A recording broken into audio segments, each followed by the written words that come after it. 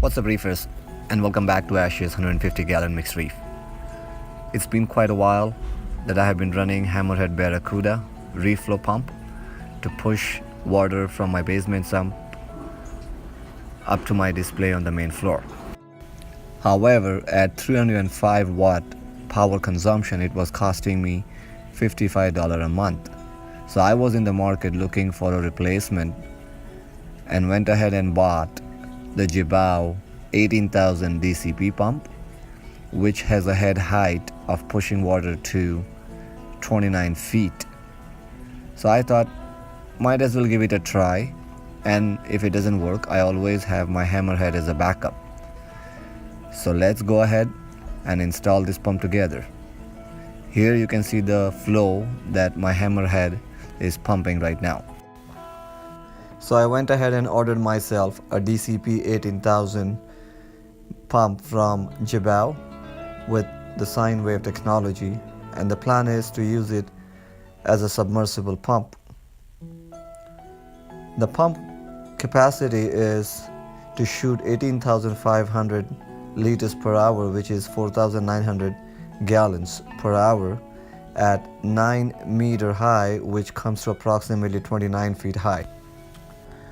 So out of the box, the pump comes with a strainer to put on the inlet side of the pump. Then it comes with 1.5 inch, 1.25 inch and 2-inch barbed as well as PVC plumbing parts, so you could use it both ways.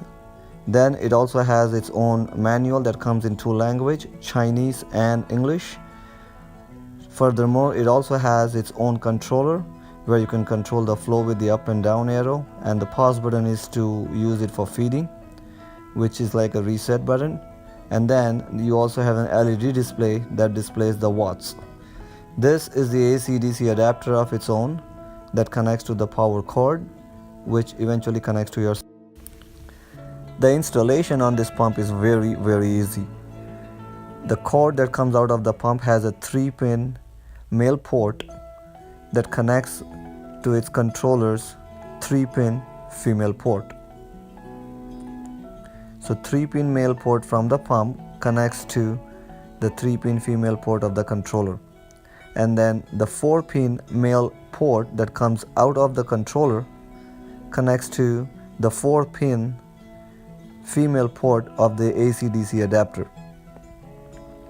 So I repeat, the 3-pin male port from the pump goes to the 3-pin female port of the controller,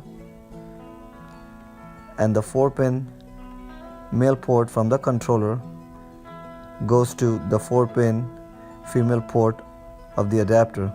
And then you have your power cord that just connects to the adapter, and the other side will go into your electrical receptacle. So the installation was fairly easy. I installed a union ball valve on the Jebao return line, which will help me do future maintenance on the pump.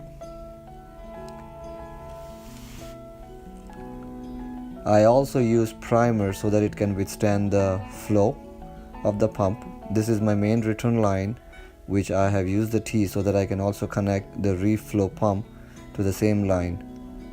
I also went ahead and installed a ball valve right on the reef flow pump and shut it off, so when the Jebao pump is working, the water that goes on the left hand side will not travel down to my reef flow pump.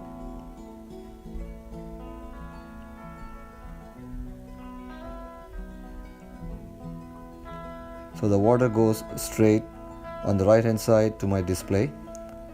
Also, on the external line of the intake for my reef flow pump, I went ahead and installed the ball valve as well, so the water will not travel further down to the pump. So the water will stop right at that ball valve. It will not travel down.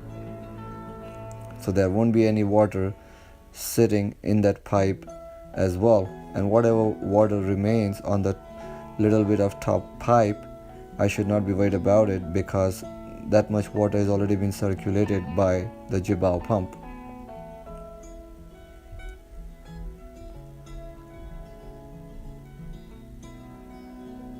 I must say I'm very pleased with the Jebao pump.